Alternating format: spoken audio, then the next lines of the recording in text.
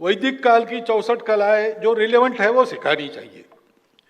गुरुकुल शिक्षा को मुख्य धारा उल्टा करना चाहिए, मुख्य धारा को गुरुकुल शिक्षा से जोड़ना चाहिए, क्योंकि अपनी गुरुकुल शिक्षा है ना, वैसा ही मॉडल शिक्षा का फिनलैंड में है, और फिनलैंड शिक्षा में दुनिया में अग्रणी देश है उस शिक्षा पद्धति के कारण।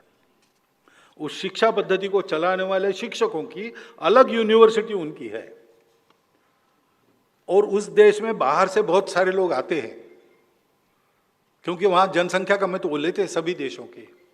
तो जितनी भाषाओं के लोग आते हैं उतनी भाषाओं में 8वीं क्लास तक शिक्षा वहां होती है। 8वीं क्लास तक मातृभाषा में शिक्षा होती है, और 10 छात्रों पर एक शिक्षक एक शिक्षिका।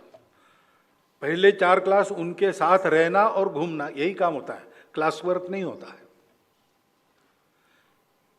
बिल्कुल गुरुकुल पद्धति के पास वाली है, केवल आश्रम में जाकर रहने की बात इसमें नहीं है।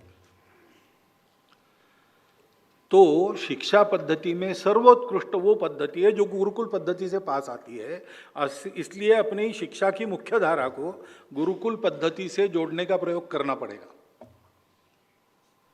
और संस्कृत भाषा की भी बात वही है।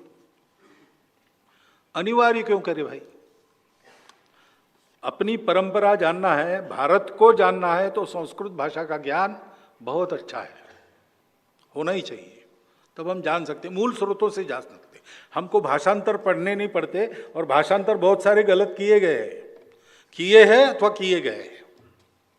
तो मूल स्रोत जानना है तो संस्कृत पढ़ना अनिवार्य है। लेकिन स्कूल में मुझे घर से भेजा, संस्कृत परीक्षा दो, किला पारडी की परीक्षाएं चलती थी, तो मेरा मन नहीं लगा। लेकिन घर में मुझे संस्कृत स्तोत्र सिखाए गए, वो मैंने याद कर लिए। और संस्कृत भारती की पद्धति जब मैंने देखी तो मैंने देखा कि संस्कृत के बारे में शंकित लोग भी उनके प्रशिक्षण वर्ग में आते हैं, 10 दिन में बोलचाल की संस्कृत सीख लेते बड़े आनंद से। सिखाने का तत्व यह है कि सिखाने वाला उसकी उत्कृष्टता चाहिए, और छात्र के लेवल पर उतरकर उसको सिखाने की उसकी कला चाहिए, तो वो रस उत्पन्न कर सकता है शिक्षा में। क्योंकि शिक्षा बाहर से देना नहीं है, शिक्षा मनुष्य के अंदर के ज्ञान को प्रस्फुटित करने की कला है। ये सब संस्कृत परंपरा से ही आता है, तो उसका उपयोग करके हम संस्कृत प्रमोट करें, अपने घर में संस्कृत स्तोत्र वगैरह करें। उसकी बारीकियाँ, उसके कुछ बड़े मनोरंजक है। तक्रम शक्रस्य दुर्लभा, ऐसा एक अंतिम पंक्ति है, यानी मट्ठा इंद्र को भी दुर्लभ है, पीने वाला मट्ठा। उसके पहले 3 प्रश्न है। भोजनांते च किम पेयम, मट्ठा, भोजन के बाद क्या पीना है। जयंत कस्यवी सुता, इंद्र, जयंत इंद्र का पुत्र है। और कथम विष्णुपदम प्रोक्तम, विष्णुपद कैसा है, दुर्लभा। तो 3 प्रश्न पूछे, अंतिम पंक्ति में 3 उत्तर लिखे, तक्रम शक्रस्य दुर्लभा।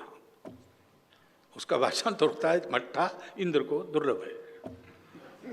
अब ये ऐसा बताते तो इंटरेस्ट उत्पन्न होता है। ये सारी बातें होती थी, ये करनी चाहिए, तो अपने आप बच्चे संस्कृत पढ़ेंगे। लेकिन संस्कृत का काम चलाओ ज्ञान कम से कम भारत को समझना चाहने वाले प्रत्येक को होना चाहिए।